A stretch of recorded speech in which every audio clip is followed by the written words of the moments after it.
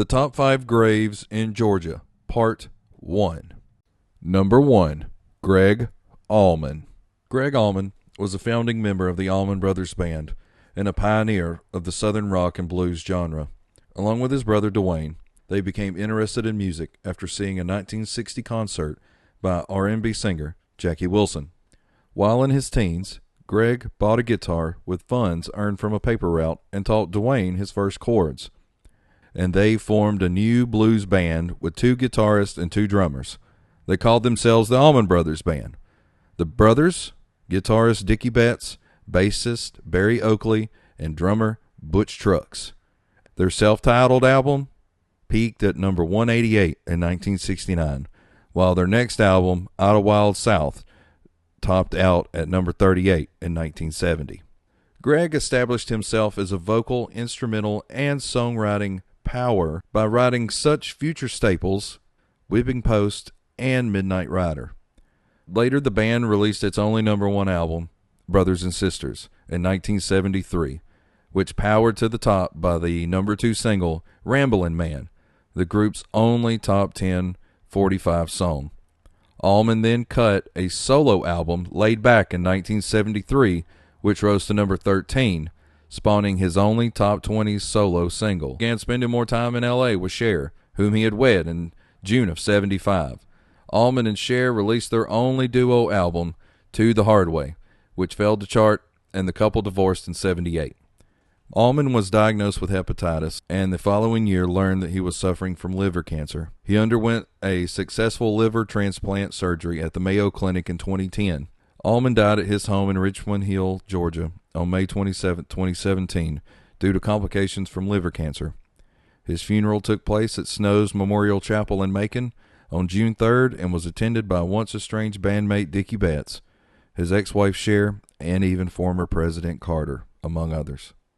Number 2, Hank Aaron. Hank Aaron is considered one of baseball's greatest stars, despite playing in a small market of Milwaukee and Atlanta throughout his major league career that spanned from 1954 to 1976. He still holds major league records for RBIs, total bases, and extra base hits, and he ranks among Major League Baseball's best in hits, 3rd all time, 3rd in games played, and 4th in runs scored. At an even 6 foot and 180 pounds, he broke Babe Ruth's hallowed home run mark less than a week into the 1974 season, slugging his record 715th off of Los Angeles. In 1999, Major League Baseball created the Hank Aaron Award, given annually to the best hitter in both the American League and National League. Off the field, Aaron was an activist for civil rights, himself being a victim of racial inequalities.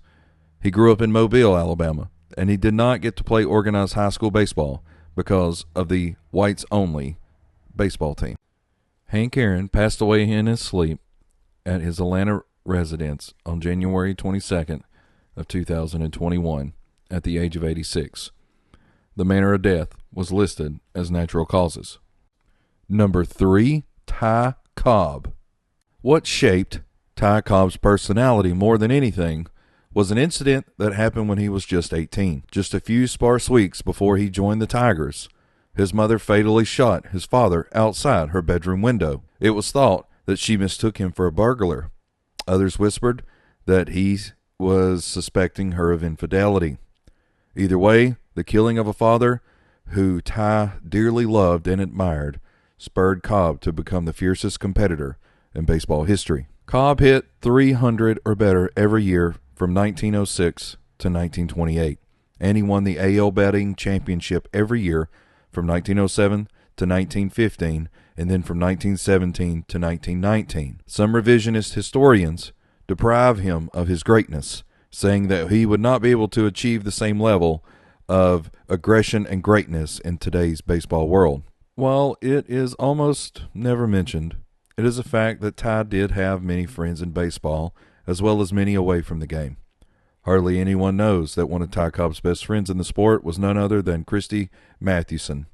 Ty loved and admired Big Six, visited him whenever he got the chance. He even went out of his way to serve with him in the Chemical Warfare Unit, also known as the Gas and Flame Division during World War I. He was also friends with Joe DiMaggio, and helped Joe with his contract squabbles with the Yankees management. He even had a reapproachment with Babe Ruth after the Bambino married. The alleged Honus Wagner Krauthead incident in the 1909 World Series was a fabrication of the press. There is no account of the incident in the newspapers of that time. When Ty Cobb's name is mentioned today, all sorts of emotions and images are conjured up. One thing is for certain: his memory and the way he played the game will go on for as long as baseball exists. Cobb passed away from cancer July 7th, 1961, 5 months shy of his 75th birthday. Number 4, John Robert Lewis.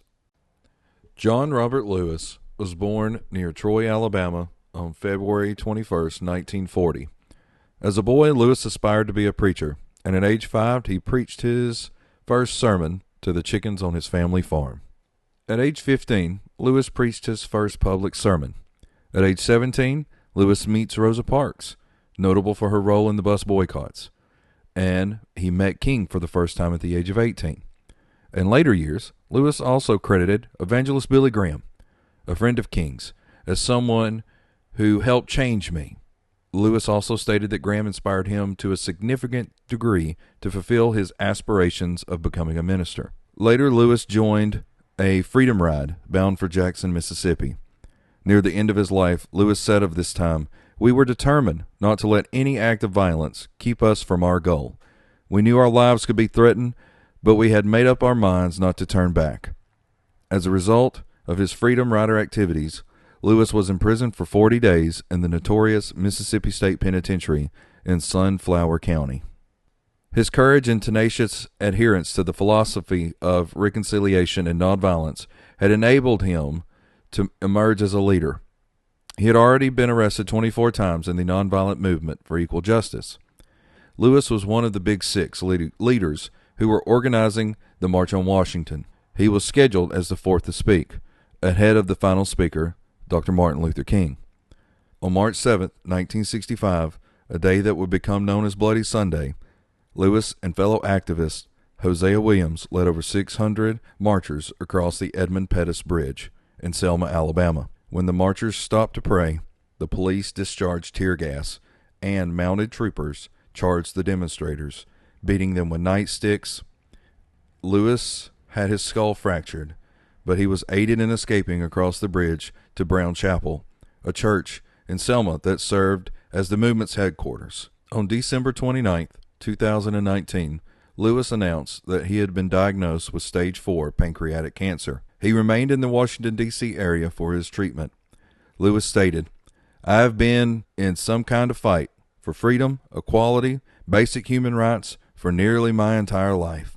I have never faced a fight quite like this one I have now." On July 17th, 2020, John Robert Lewis passed away at the age of 80 after an 8-month battle with the disease in Atlanta, on the same day as his friend and civil rights activist C.T. Vivian. Lewis had been the final surviving Big Six civil rights icon. Number 5, Kenny Rogers. Kenny Rogers had a career that spanned more than 6 decades. He was an iconic entertainer whose songs have topped the charts with hits such as The Gambler, Lady, Islands in the Stream, Lucille, She Believes in Me, and Through the Years. Born and raised in Houston, he was the fourth of 8 children in a poor family. He took to playing guitar as an adolescent, and while in high school, he formed a rockabilly group, The Scholars, who recorded for a local label. After a brief stint at the University of Houston, he played bass in several jazz groups, and in 1966, he moved to Los Angeles, where he joined the group the New Christy Minstrels.